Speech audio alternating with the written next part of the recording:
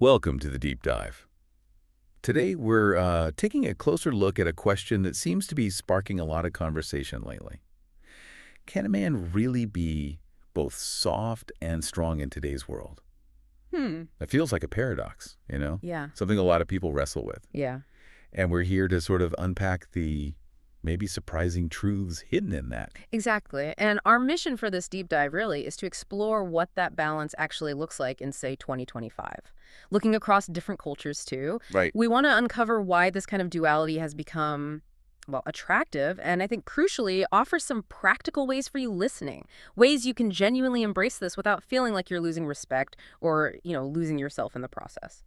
Okay, so let's maybe kick things off by setting the stage a bit. Mm-hmm. For centuries, it feels like masculinity was boxed into this really narrow definition, right? It was all about dominance, keeping those emotions tightly locked down, being the sole financial provider. Yeah. Vulnerability, that just wasn't.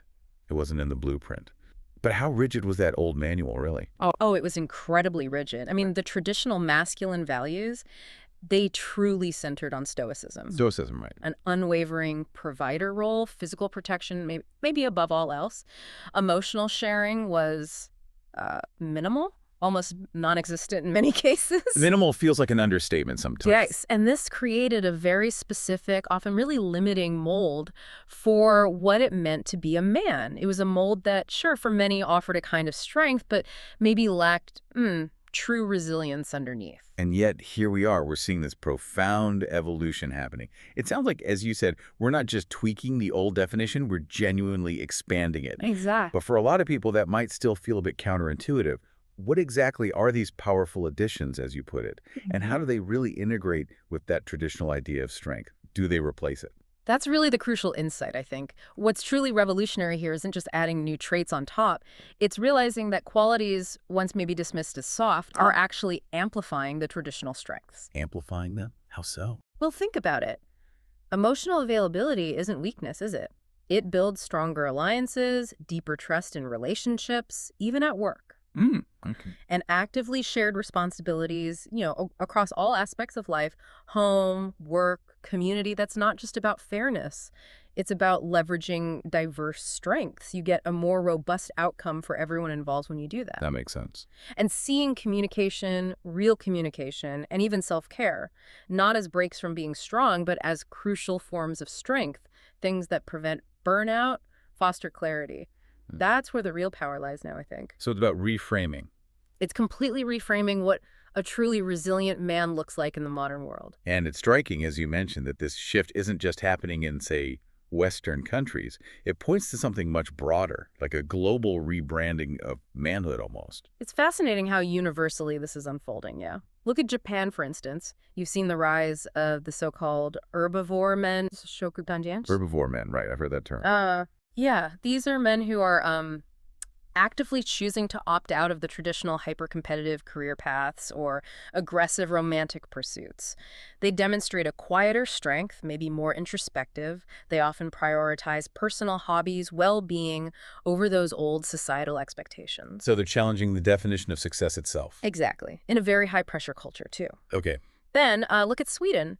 Their shared parental leave policies aren't just progressive social policy. They are actively redefining fatherhood on a practical level, integrating men much more deeply into early family life as nurturers, not just providers. Nurturers, yeah. That's a big shift. Huge. And in parts of Africa, you see community leadership expanding. It now often includes crucial mental health advocacy. That shows a clear shift towards more empathetic, more holistic leadership, where real strength includes supporting the well-being of the whole community. Wow. So these examples, Tokyo, Stockholm, parts of Africa, Yeah.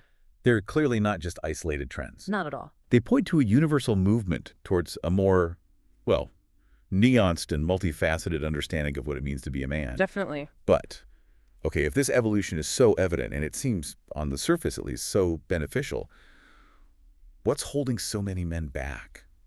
Why the resistance?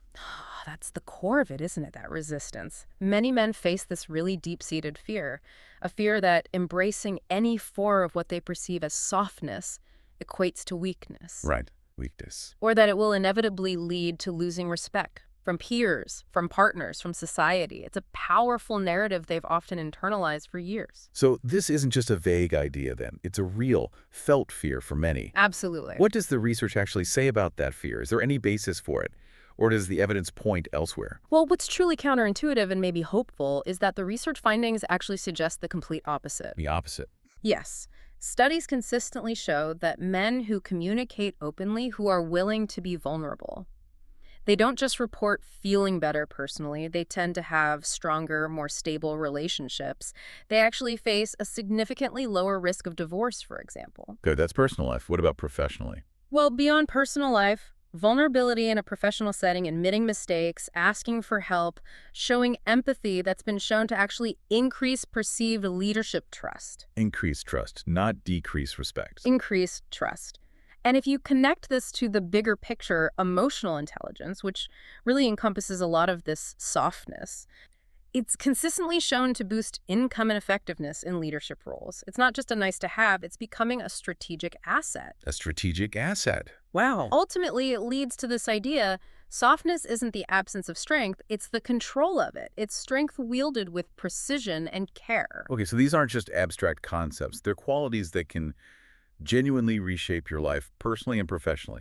It really sounds like focusing only on the old definitions of strength meant we, or men generally, might have been missing out on a lot of potential benefits. Precisely. The data is pretty clear now that what we perhaps once dismissed as soft is actually foundational. Foundational to a more robust, successful, and frankly more fulfilling life. All right, so this isn't just theory. Let's make it practical. If you're listening and wondering, okay, how do I actually integrate these traits? How do I live as both soft and strong? Let's get into the how-to. What's the guide look like? Okay. The first strategy I'd say is foundational. Stay grounded in your principles. You need to be really clear about your core values, what truly matters to you. Why is that the starting point? Because when you know your values, when you express empathy or compassion, it comes from a place of strength, not weakness. It never feels like you're just surrendering your convictions. It's about being compassionate from that solid core. Stay grounded in your principles. Okay, that sounds foundational, like you said. But practically, when emotions are running high, sometimes conviction can look like stubbornness, and compassion can feel like weakness in the moment. How do you apply that grounding then? Well, it's about doing the work beforehand. Proactive self-awareness. Knowing your values before you get into a conflict or a tough situation. That way, your empathy isn't just a knee-jerk reaction. It's a conscious choice you're making from a place of inner clarity. So it's not about being unyielding. Not at all. It's about letting your kindness, your empathy flow from knowing who you are, rather than just being swayed by pressure or the heat of the moment. Okay. And this leads directly into the second point. Speak, don't swallow. Speak, don't swallow. Meaning, don't let feelings just accumulate inside until they boil over or explode. Yeah. Healthy emotional expression means sharing what you're feeling, appropriately, of course, before it reaches a breaking point. It's actually a proactive kind of strength, managing your internal state. That makes a lot of sense. Holding things in often seems like strength from the outside, but internally, it can be like a ticking time bomb. Exactly. Okay, what's the third strategy? Third, protect without controlling. This is a really crucial distinction for many men. Protect without controlling. How does that work? It means being supportive, being there for others, showing you care, but without becoming possessive or trying to dictate their actions or choices.